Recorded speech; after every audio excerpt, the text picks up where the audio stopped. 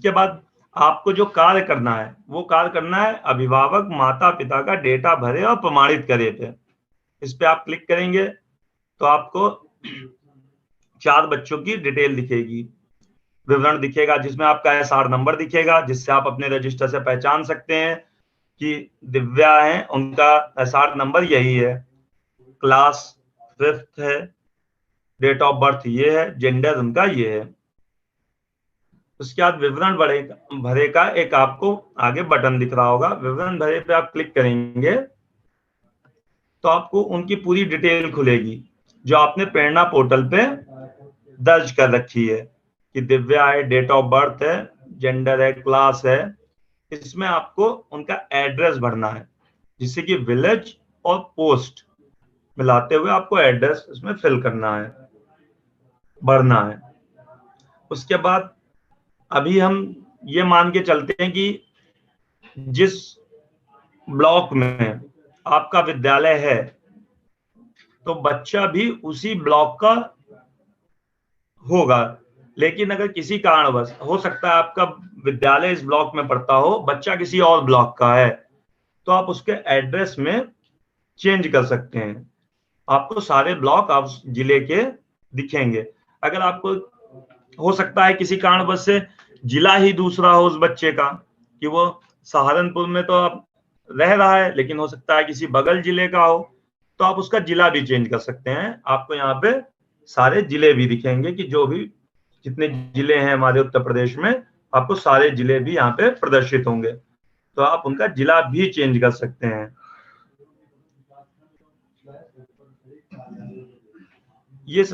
ये हमने ऑटोमेटिक उठा के आपको दे दिया कि अधिकांश बच्चे उसी ब्लॉक के होंगे। इसके बाद आप लोगों ने प्रेरणा पोर्टल में जिन बच्चों का मार्किंग कर रखी है कि वो राशन कार्ड में किस कैटेगरी के, एपीएल, बीपीएल, अंत्योदय, और हमने इसमें एक ऑप्शन और रख दिया नन ऑफ दीज। इसका मतलब ये कि हो सकता है उनके पास राशन कार्ड ना हो किसी भी श्रेणी का, तो वो उसको नन ऑफ दीज को सेलेक्ट कर देंगे कि इनके पास राशन कार्ड नहीं है। अब सबसे महत्वपूर्ण चीज ये है, यदि छात्र से संबंधित जानकारी में कोई त्रुटि है तो उसको सही करने के लिए यहाँ पे क्लिक करें। ये हम लोग ने इस चीज को देखते हुए रखा कि जब शुरू में प्रेरणा पोर्टल में पंजीकरण कराया तो बच्चों का कभी एसआर नंबर गलत हो गया, डेट ऑफ बर्थ गलत हो गई उस समय रजिस्टर करते समय, तो हमने इस ऑप्शन को यहाँ पे रखा। अगर आपके यहाँ पे ऊपर विवरण में जो दिया हुआ है बच्चे की सारी इंफॉर्मेशन सही है तो आप इसको नो करेंगे। अगर बच्चे की इंफॉर्मेशन आपको लगता है कि नहीं, बच्चे की हमारी इंफॉर्मेशन ऊपर गलत दिख रही है, एसआर नंबर गलत दिख रहा है, उसकी डेट ऑफ बर्थ गलत दिख रही है, नाम गलत दिख रहा है, वो तो इस समय क्लास 5th में नहीं 6th में बच्चा है हमारे यहाँ, तो आप उसको यहाँ पे सही कर सकते हैं। आपने डेट ऑफ बर्थ को ऑप्शन को चूज किया, तो चुना और उसकी सही डेट ऑफ बर्थ, जन्म तिथि यहाँ पे एंटर कर दी जो आपके पास आज की स्थिति में है। फिर आपको लगता है नहीं उसकी क्लास भी गलत थी, नाम भी गलत था, जेंडर भी उसका गलत था, एसआर नंबर भी गलत है, आपने देखा नहीं हमारे पास उसकी उस समय की सारी चीजें अपडेट नहीं थी, उस समय किसी त्रुटिपूर्ण प्रेरणा पे दर्ज हो गई, तो आप ये सारी चीजें यहाँ पे भर देंगे।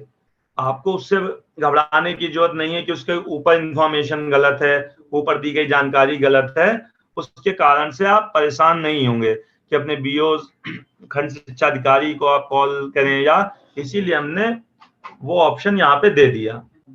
उसके बाद सबसे महत्वपूर्ण जानकारी है कि जो आप आधार गार्जियन का ले रहे हैं, जिससे कि आपका उनका कंसेंट लेना है, इस पे आपको टिक, उसमें लिखा हुआ है कि मेरे द्वारा उक्त छात्र के अभिभावक को बेसिक शिक्षा विभाग द्वारा संचालित डीबीटी योजना के तहत अभिभावक के आधार कार्ड नंबर का प्रयोग केवल सत्यापन हेतु करने की सहमति लेते हुए सहमति पत्र की छायाप्रति विद्यालय में संचित करने की जानकारी दी गई है।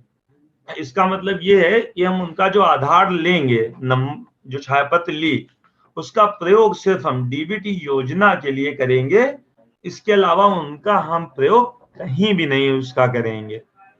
इस पे आप एक्सेप्ट करेंगे तो आपको नीचे दिखेगा कि हम जो जानकारी आधार में भरने जा रहे हैं उससे बच्चे का रिलेशन क्या है, नाता क्या है। हो सकता है उसके फादर का, पिताजी का अकाउंट हो, माता जी का अकाउंट हो, किसी कारणवश हो सकता है उन बच्चे के माता पिता ना हो तो आप उनके दादा दादी का आधार भी लगा सकते हैं।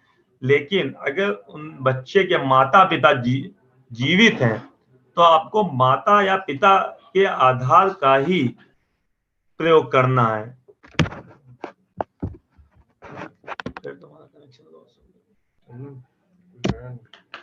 ठीक है, आपको उनके माता पिता का ही प्रयोग करना है।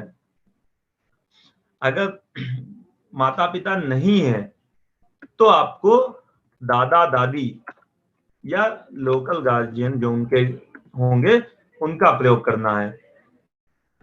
अगर माता पिता हैं और उनका आधार नहीं बना हुआ है तो उनसे आप एक बार रिक्वेस्ट करेंगे कि आप अपना आधार जाके बनवा के ले आए। इतनी इंफॉर्मेशन आप पास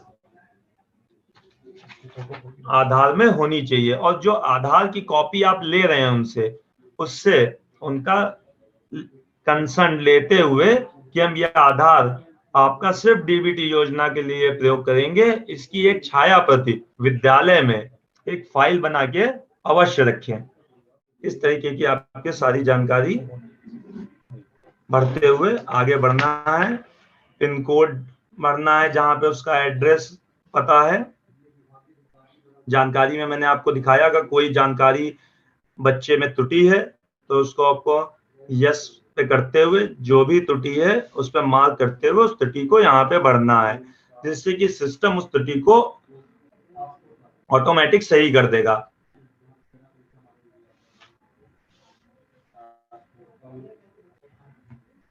अब अगर आपके पास जो आपने छाया प्रति ली है, अगर आपके पास ओरिजिनल आधार की कॉपी लेके कोई अभिभावक आया है तो उसको आपको मैनुअल एंट्री करने की जरूरत नहीं होगी, तो आप उसको स्कैन भी कर सकते हैं।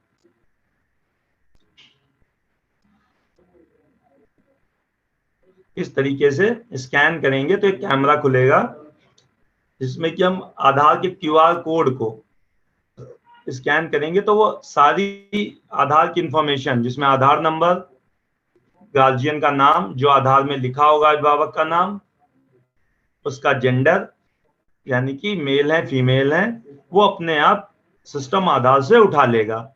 अगर आपके पास फोटोकॉपी है तो आपको मैनुअल एंट्री करके उसको दर्ज कर देना है।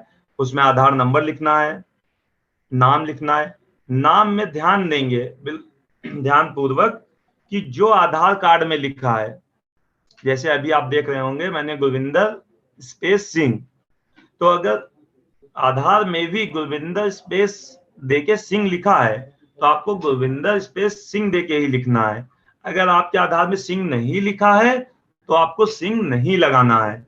हो सकता है जनरल वे में अपने नाम के आगे सिंह लगाते हो, लेकिन आधार में आपके नहीं है तो आपको आधार में नहीं लगाना है। जिस अवस्था में आपके आधार में नाम लिखा है उसी अवस्था में आपको यहाँ पे दर्ज करना है। उसके बाद आपको अपना मोबाइल नंबर जो कि सक्रिय हो, जिसपे कि हम सारी जानकारी आपको दे सकें कि आपके डीबीटी में आधार में क्या प्रोग्रेस है, आपका जब हमने फंड ट्रांसफर हुआ तो हम आपको सारी जानकारी इस नंबर पे दे सकें।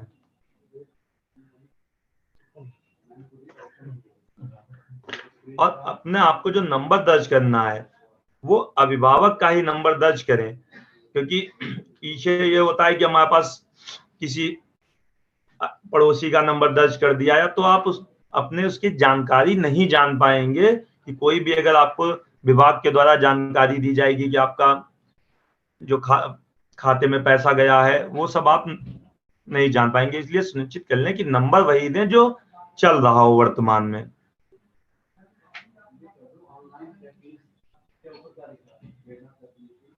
इसके बाद आप क्लिक हेयर टू वेरीफाई आधार पे बटन को क्लिक करेंगे, तब आपको ध्यान देना है कि सिस्टम में आपके इंटरनेट की सुविधा होनी चाहिए इस समय। क्यों? क्योंकि ये आधार के बात करता है कि जो आपने आधार नंबर नाम डाला है वो सही है या गलत है। गलत होगा तो आपको पुनः चांस, एक बार प्रयास का मौका देगा, फिर आप करेंगे तो फिर मौका देगा। लेकिन आपको ध्यान पूर्वक देख लेना है कि सही है। अगर सही है तो वो एक बार में ही आपका आधार वेरिफिकेशन कर देगा। जैसे मैंने क्लिक हियर टू वेरिफिकेशन किया, इसमें भी हम एक बार पूछते हैं कि आपने ये आधार नंबर डाला है, ये गार्जियन नेम है, ये जेंडर है, ये आपका मोबाइल नंबर है। अगर इसमें भी लगता है आपको नहीं, गलती से गलत हो गया है, तो आप इसको पुनः कैंसिल कर सकते हैं और यहाँ पे चेंज कर सकते हैं। लेकिन आपको लगता है नहीं सही है, तो आप प्रोसेस के उस पर क्लिक करेंगे। ये आपको तुरंत आपको वहीं पे बताएगा कि आपका सफलतापूर्वक प्रमाणित हो गया। आपका यहाँ पे आपका जो आपने आधार दिया था वो सफलतापूर्वक प्रमाणित हो चुका है। अब नीचे आपकी बैंक इंफॉर्मेशन है। बैंक इंफॉर्मेशन इसलिए है कि जो आप आधार दे रहे हैं तो आप वही खाता संख्या नीचे दें जिसमें आपका आधार लिंक हो, यानी कि आप आधार बैंक में दे आए हो। कि जब बीच में आपने बैंक गए, मैनेजर ने आपके या वहां पे जो भी कर्मचारी थे उन्होंने कहा कि आप अपना आधार यहाँ पे आके जमा कर दीजिए, तो आप उसी बैंक का खाता यहाँ पे दीजिए जिसमें उनका आधार लगा हो। ये एक बार सुनिश्चित कर लें। तो जैसा आप सभी ने देखा, हिमांशु ने 2-3 चीजें बड़ी इंपॉर्टेंट बताई कि आधार जो है गार्जियन का यूज होगा। गार्जियन मीन्स माता पिता अभिभावक, और उनका नाम जो है यथा शब्द अंग्रेजी में लिखना है। तो इसमें बोल सकते हैं आप जी, तो इसमें जहां तक मुझे जानकारी है, सभी विद्यालय स्तर पर शिक्षकों ने आधार गार्जियंस का उसकी छायाप्रति इकट्ठा की है, और कई जगह उन्होंने एक रजिस्टर बना करके उसमें नोट कर लिया है। तो जिसने छायाप्रति इकट्ठा कर ली है वो अच्छी पोजीशन में रहेंगे, क्योंकि वो देख पाएंगे कि आधार में अंग्रेजी में नाम किस तरह लिखा है। अब जैसे छोटा सा एग्जांपल है, किसी का नाम ओम प्रकाश है, तो अगर आपके पास छायाप्रति है तो आप देख पाएंगे कि ओम और प्रकाश के बीच में गैप है या एक ही में लिखा है। तब तो आप समझ जाएंगे कि हमें गैप देना है या नहीं देना है। लेकिन अगर आपने उनका आधार का छायाप्रति नहीं लिया है और आपने रजिस्टर में लिख लिया ओम प्रकाश, तो आप नहीं समझ पाएंगे कि ओम और प्रकाश के बीच में गैप था या नहीं था आधार में। ये बहुत ही माइन्यूट चीज और ध्यान देने वाली चीज है कि आप आधार में जैसा नाम अंग्रेजी में लिखा है वैसा ही वर्बैटिम यानी यथाशब्द लिखना है। सबसे इंपॉर्टेंट इस प्रक्रिया का चरण ये है, तो इस पे विशेष ध्यान देना है। और दूसरा, जैसे हम लोग ये प्रक्रिया की बात कर रहे हैं, तो कई बार ये बात उठाई गई कि मान लीजिए एसआर रजिस्टर में अभिभावक का नाम कुछ और है, मान लीजिए एसआर रजिस्टर में नाम राम प्रसाद है और आधार में नाम उसका राम प्रसाद की बजाय कुछ अलग नाम है, मान लीजिए रामदीन नाम लिखा हुआ है, तो आप किसको सही मानेंगे? तो इसमें कई स्तर पे क्लेरिफिकेशन दिया गया, और इस फोरम पे भी मैं बताना चाहूंगा कि आपको आधार का नाम सही मानना है। अगर गार्जियन कहता है कि नहीं मेरा आधार में नाम गलत लिखा हुआ है, मेरा एसआर में नाम सही है, एसआर रजिस्टर में, तो उसको आप कहेंगे कि आप अपना आधार में अपना नाम संशोधन करा के फिर आए। अब गार्जियन ये भी कह सकता है कि नहीं मेरा नाम आधार में सही लिखा हुआ है और आपके एसआर में आपने मेरा नाम गलत लिख रखा है, तो उसके लिए आपको बहुत ही सावधानी पूर्वक उससे उस चीज के दस्तावेजी प्रमाण लेने होंगे, और वो प्रमाण से आप पुष्टित हो जाएंगे कि वाकई में इसका नाम एसआर रजिस्टर में गलत लिखा हुआ है। तो उसको आप संशोधन करने के लिए एक अलग रजिस्टर खोल लेंगे, वो एक चेक रजिस्टर होगा, और चेक रजिस्टर में उसकी एंट्री आप कर देंगे कि इस एसआर नंबर के अगेंस्ट जो फादर मदर या अभिभावक का नाम लिखा हुआ है वाकई में वो इस दस्तावेजी सबूत के अनुसार सही यह नाम होना चाहिए, और उसको आप दर्ज करेंगे। तो आधार में जो नाम लिखा हुआ है अंग्रेजी में वो आपके लिए सर्वोपरि होना चाहिए। ये दूसरा इंपॉर्टेंट पॉइंट था। तीसरी बात करें अगर, तो आप समझ लीजिए सारी प्रक्रिया ओटीपी बेस्ड है। मतलब आपके द्वारा कोई भी काम अगर किया जा रहा है तो वो निगरानी में है। आपके मोबाइल से कोई भी काम किया जा रहा है, उसका आईपी एड्रेस, उसका लोकेशन, वो पूरी तरह जो है जानकारी में रहेगा। इसीलिए कोई भी काम ऐसा ना करें जो नीतिगत ना हो और जो एज पर आदेश निर्देश हैं उनसे मेल ना खाता हो। कोई भी ऐसा मैल प्रैक्टिस, कदाचार इसमें आप ना करें, क्योंकि सारी चीजें वो बैकएंड में सब कुछ दिख रहा है, सब कुछ पता चल रहा है कि किसके द्वारा क्या क्या स्टेप्स किए जा रहे हैं, तो कोई चीज छुपी नहीं रहेगी। इसीलिए सब कुछ पारदर्शी पूर्वक करिए, जो सही है वो करिए। बच्चा अगर आपके यहाँ नहीं है, कहीं अलग प्राइवेट विद्यालय में पढ़ रहा है, तो उसको आप सुनिश्चित करा लेंगे कि वाकई में वो कहाँ पढ़ रहा है। मान लीजिए कोई बच्चा एग्जिस्ट ही नहीं करता है, नाम लिखा हुआ है आपने, तो उसको आप लाभ कतई ना दें, अन्यथा आने वाले समय में जो है ये मुसीबत होगी। तो जो वाकई में बच्चे हैं, लाभार्थी हैं, जो पात्र हैं, उन्हीं को आपको लाभ देना है। उसके बाद एक जो आपने जब ऐप देखना शुरू किया तो एक सबसे पहला चरण आया था कि टीचर्स का वेरिफिकेशन कर लिया जाए, मतलब जितने टीचर हैं उनको आप जोड़ सकते हैं, घटा सकते हैं। अगला चरण जो आया था, जो बच्चों की आपको पूरी सूची दिखी थी, जिसमें आपको देखना था कि बच्चे वो ड्रॉप आउट हैं, मतलब वाकई में पढ़ नहीं रहे हैं, या हैं तो वेरीफाई करना था। तो इसमें आप लोग को ध्यान देना होगा कि जो विद्यालय का प्रथम शिक्षक, शिक्षा मित्र अनुदेशक जो ऐप यूज करने के लिए ओपन करेगा, तो कोशिश करिए कि उसी एक ही के द्वारा वो पूरे बच्चों का काम किया जाए, सभी शिक्षक एक साथ बैठ जाएं और वेरिफिकेशन का पार्ट जो है सभी बच्चों का ये एक ही टीचर द्वारा एक ही बार में बैठ के कर दिया जाए। तो ऐप टीम रेडी है, मैं हिमांशु से अनुरोध करूंगा कि आप शुरू करें। हाँ, तो थोड़ा समय ऐप टीम को लग रहा है, मीनवाइल और इम्पोर्टेंट 2-3 चीज मैं हाईलाइट करूंगा। तो जहाँ पे वो गार्जियन के मोबाइल नंबर भरने की बात आई थी, तो ये आपको बताना उचित रहेगा कि वो मोबाइल नंबर कोई जरूरी नहीं है कि ऐप के आधार से जुड़ा वाला ही हो। हालांकि यथासंभव प्रयास करना है आपको कि वो मोबाइल नंबर गार्जियन का ही हो, सक्रिय हो, और गार्जियन के आधार से जुड़ा हुआ होगा तो बेस्ट है। आधार से जुड़ा हुआ मोबाइल नंबर यदि नहीं है तो कोई चिंता की बात नहीं है, लेकिन वह मोबाइल नंबर उस गार्जियन, उस व्यक्ति विशेष का ही होना चाहिए और सक्रिय होना चाहिए। दूसरी सबसे इंपॉर्टेंट बात जो चल रही है उनमें एक यह भी है कि जो खाता अभिभावकों का आप भरने जा रहे थे ऐप में, जैसा कि हम लोग आगे देखेंगे, वो खाता नंबर आधार सीडेड होना चाहिए। ये टेक्निकल लैंग्वेज में हम उसको आधार सीडेड बोलते हैं, और आप लोकली उसको आधार से लिंक बोल सकते हैं, आधार से जुड़ा हुआ बोल सकते हैं। तो ये सभी गार्जियंस को, सभी लाभार्थियों के माता पिता को बैंक में जाना पड़ेगा और अपना आधार से वो खाता नंबर जरूर सीड कराना पड़ेगा। साथ ही साथ वो खाता सक्रिय होना चाहिए। तो ये सबसे इंपॉर्टेंट बातों में था। उसके बाद जो मेरी बात हो रही थी कि सर्वप्रथम मान लीजिए आपके विद्यालय में 4 टीचर हैं या शिक्षा मित्र अनुदेशक मिला करके 4 लोग हैं, तो उनमें से जो भी ऐप सबसे पहले यूज करना शुरू करे, तो उसके सामने जब सभी बच्चों की एक लिस्ट आ जाएगी कि उसको आपको या तो ड्रॉप आउट की श्रेणी में डालना होगा उन बच्चों में से, या आपको वेरीफाई करना होगा। तो ये प्रयास किया जाएगा यथासंभव कि वो पूरी गतिविधि, मान लीजिए आपके यहाँ पे 100 बच्चे हैं, तो जो व्यक्ति पहला ऐप को यूज करेगा वो उन 100 बच्चों के बारे में डिसीजन उसमें डालेगा, चाहे वो ड्रॉप आउट की श्रेणी में डाले या उसको वेरीफाई कर दे। ये करने के बाद वो प्रक्रिया में आ जाएगा और उन बच्चों के बारे में ही आगे आपको काम करना होगा।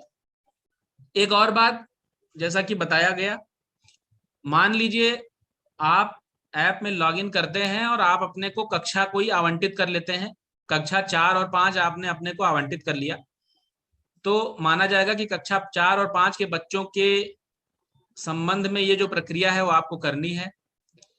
अगर मान लीजिए आपको अपना आवंटन रद्द करना है कि आप कक्षा 4 को नहीं करना चाहते हैं, सिर्फ कक्षा 5 के बच्चों का करना चाहते हैं, तो आप उसमें आवंटन रद्द भी कर सकते हैं, ये भी व्यवस्था दी गई है। आप किसी और का आवंटन रद्द नहीं कर सकते, ये आप ध्यान रखिए। आप स्वयं का ही आवंटन रद्द कर सकते हैं। तो इसको विशेष ध्यान देते हुए आवंटन का काम करना है। कक्षाओं के आवंटन में विद्यालय के जो प्रधानाध्यापक हैं और प्रभारी प्रधानाध्यापक हैं उनकी भूमिका रहेगी। तो सभी लोग ये अनुरोध रहेगा शिक्षकों से कि अपने विद्यालय स्तर पर सभी एक साथ बैठ जाएं और निर्धारित कर लें कि किस कक्षा का जो है कार्य कौन करेगा। वो बहुत निर्धारित करने के बाद ऐप में आप जो है कक्षा को आवंटन करने का कार्य करेंगे, ताकि कोई मतभेद ना रहे, कोई आपको कंफ्यूजन विद्यालय स्तर पे ना रहे।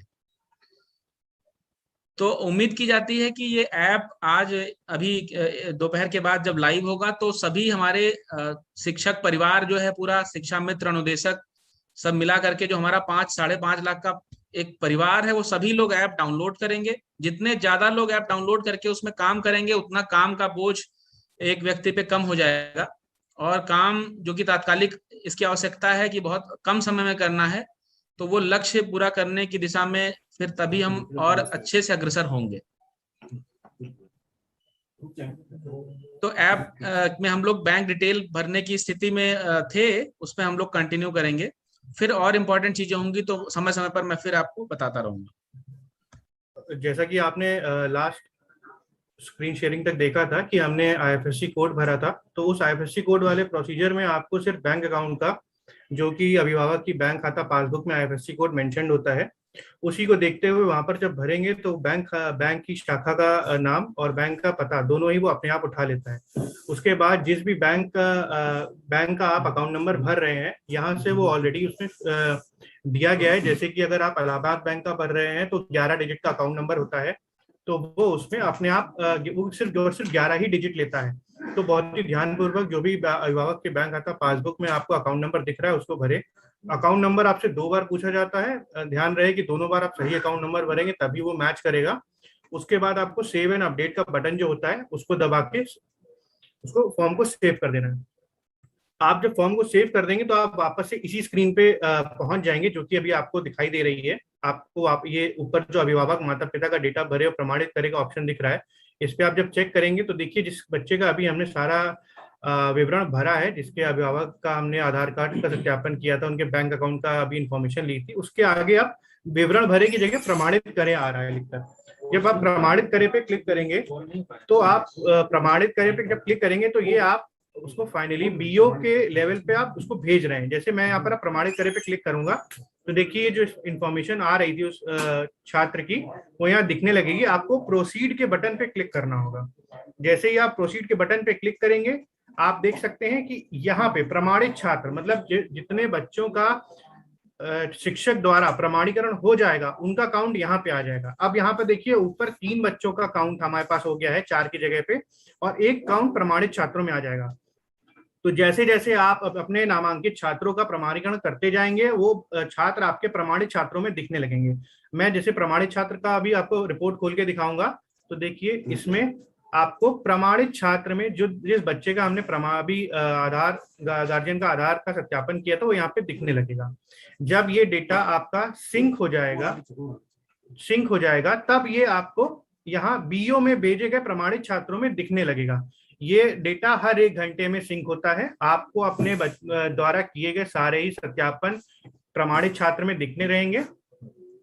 1 घंटे बाद आपको यहाँ पे सारे बच्चे जिन तक आपने प्रमाणीकरण कर दिया वो यहाँ पे दिखने लगेंगे। आपको जैसे इन्फॉर्मेशन उनकी प्रिंट करनी है जिनका आपने प्रमाणीकरण कर लिया है तो आप यहाँ इस बच्चे के आगे दिए गए एरो पे क्लिक करेंगे। इसमें उसकी सारी इंफॉर्मेशन जो आपने भरी थी पूरा फॉर्म एज इट इज आपको यहाँ पे दिखने लगेगा, जिसमें आपने जो उसका पिन कोड भरा था, क्लास भरी थी, गार्जियन नेम भरा था, गार्जियन का मोबाइल नंबर, उसका अकाउंट नंबर, उसका ब्रांच नेम, सब कुछ यहाँ पे आपको यहाँ पे प्रोवाइड करता है। इसको आप प्रिंट कर सकते हैं यहाँ पे या पीडीएफ भी बना सकते हैं। इसको आप आगे व्हाट्सएप पे भी फॉरवर्ड करा जा सकता है। इसके अलावा इस डैशबोर्ड में आपको 2-3 रिपोर्ट्स और दिखाई देती हैं। हो सकता है कि जैसे कि किसी अभिभावक का आधार कार्ड सत्यापन आप करने का ट्राई कर रहे हैं पर 3-4 अटेम्प्ट के बाद भी उस अभिभावक का आधार सत्यापन नहीं हो पा रहा है, तो वो सारे ही बच्चे यहाँ पे आपको दिख रहा होगा अप्रमाणित छात्र हैं, वो सारे बच्चे यहाँ अप्रमाणित छात्रों में दिखाई देने लगेंगे। इनका आपको ऑप्शन बाद में दिया जाएगा, जिसको आप इनमें पुनः आप इनका सत्यापन कर सकते हैं। इसके बाद आप नीचे की तरफ देखेंगे तो सबसे पहले रिपोर्ट जो है बीईओ को भेजे गए प्रमाणित छात्र, जितने भी छात्र शिक्षक द्वारा यहाँ पे प्रमाणित किए गए हैं वो सारे ही बीईओ को फॉरवर्ड ऑटोमेटिकली हो जाएंगे। जैसे आपका डेटा सिंक होगा ऐप से, ये बीईओ में प्रदर्शित होने लगेंगे। हो सकता है किसी बच्चे का जब बीईओ सत्यापन कर रहे हो तो हो सकता है उन्हें कोई त्रुटि लगे, जिसकी वजह से वो उनका रिकॉर्ड वापस भी भेज सकते हैं। हो सकता है एक बच्चा जो आपके ब्लॉक में या आपके विद्यालय में नामांकित हो, वो किसी और विद्यालय में भी नामांकित हो सकता है। तो अगर बीईओ को ऐसा लगता है कि वो छात्र दो जगह इस एक ही छात्र दो जगह नामांकित है, तो वो छात्र का रिकॉर्ड टीचर को वापस भी भेज सकते हैं। इसके बाद सबसे नीचे आपको पीएफएमएस द्वारा वापस भेजे गए कुछ छात्र जैसे कुछ रिकॉर्ड्स वापस भेजे जाएंगे। हो सकता है किसी अभिभावक का जो खाता है वो आधार से सीडेड नहीं होगा, तो जब हम बीएसए द्वारा आपका बच्चे का जो खाता की संख्या है वो डाली जाएगी पीएफएमएस पोर्टल पे, तो वो प्रदर्शित कर देता है कि ये खाता आधार से सीडेड है कि नहीं है। जितने भी खाते जो कि आधार से सीडेड नहीं होंगे वो आपको इस रिपोर्ट के अंदर दिखने लगेंगे। इस रिपोर्ट में आपको उन सभी अभिभावकों को बुला के ये कहना है कि आप अपने बैंक खाते को आधार से लिंक करवा दें और उसको वापस से लेकर आएंगे, तब आप उसका दोबारा से सत्यापन करेंगे। ये आखिरी में आपको ये इसमें देखिए इस तरह से 3 रिपोर्टें आपको यहाँ पे प्रदर्शित होंगी। इसमें आपके जिनके भी बैंक अकाउंट खाते सीडेड नहीं है उनका इंफॉर्मेशन यहाँ पे सबसे ऊपर अनसीडेड आधार बैंक खाता में आपको दिखाई देंगी। नीचे जितनों को सफल भुगतान हो जाएगा उनके रिपोर्ट यहाँ पे आएगी। हो सकता है कोई बैंक अकाउंट बहुत टाइम से यूज ना हुआ हो तो वो डॉर्मेंट हो जाता है, जिस वजह से उसमें पैसा ट्रांसफर नहीं हो पाता है, तो उनकी भी इंफॉर्मेशन आपको यहाँ विफल भुगतान में मिल जाएगी। सबसे लास्ट में आपको यहाँ पे सर्वर पे भेजे गए रिपोर्ट्स का इंफॉर्मेशन मिलती है। हो सकता है कभी कभी आप ऐसे नेटवर्क जोन में हो जहाँ पे इंटरनेट आपको नहीं मिल रहा हो, आपको इसके अंदर जाना है। यहाँ पे आपको 2 ऑप्शन दिखाई देते हैं, सर्वर पे नहीं भेजे गए रिपोर्ट्स और सर्वर पे भेजे गए रिपोर्ट्स। क्योंकि हमारी तरफ से अभी ये इंफॉर्मेशन सर्वर में भेज दी गई है, इसलिए सर्वर पे भेजे गए रिपोर्ट्स में दिखाई दे रही है। हो सकता है कि आप जहाँ पे जिस विद्यालय में काम कर रहे हो वहाँ पे इंटरनेट की कनेक्टिविटी अच्छी ना हो, तो वो आपको यहाँ पे सर्वर पे नहीं भेजे गए रिपोर्ट्स में दिखाई देता रहेगा। आप जैसे ही किसी नेटवर्क जोन में आते हैं, आपको इंटरनेट मिलता है, आप यहाँ पे जाके उन सभी इंफॉर्मेशन के ऊपर सिंक करने का ऑप्शन दिया गया है, क्लिक हियर टू सिंक लिखा होता है वहां पे। तो आप जैसे ही उस पर क्लिक करेंगे तो वो डेटा ऑटोमेटिकली सर्वर पे चला जाता है। ये पूरी प्रक्रिया जो है आपको ये यहाँ तक आपको पूरा एक शिक्षक द्वारा की जानी है। जितने भी बच्चे आपको बीईओ द्वारा वापस भेजे जाएंगे उनका पुनः प्रमाणीकरण अभिभावक का आधार सत्यापन करना होगा। जितने भी आपके अभिभावकों के रिकॉर्ड्स पीएफएमएस से लौट के आएंगे जिसमें आधार सीडिंग नहीं होगी, उतने अभिभावकों को आपको बुला के उनको ये इन्फॉर्मेशन देनी होगी कि आपका बैंक खाता आधार से लिंक्ड नहीं है। इसको जाके जो आपकी नजदीकी शाखा है उस बैंक की, वहां जाके इसको लिंक करवा लें और वापस आके आपको वो इन्फॉर्मेशन और अपना आधार और बैंक खाते की पासबुक देके उसका सत्यापन करवा लें। डीबीटी ऐप में फिलहाल इतना ही जरूरी है जो बहुत ही ध्यानपूर्वक किया जाना है। इसके आगे की कुछ छोटी छोटी